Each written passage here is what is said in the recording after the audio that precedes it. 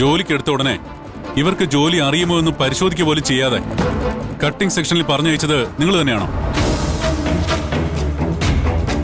ആർക്കും ചെയ്യാൻ കഴിയുന്ന ജോലിയാണോ കട്ടിംഗ്?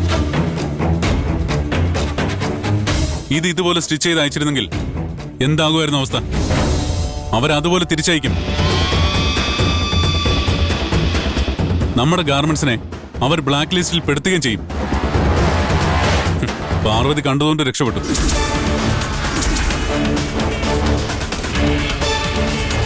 എക്സ്പീരിയൻസ് ഉണ്ടെന്ന് പറഞ്ഞുകൊണ്ടാണ് ഞാൻ എടുത്തത്.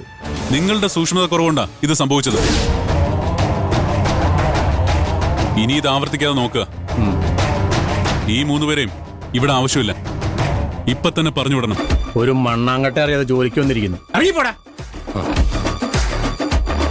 പോടാ.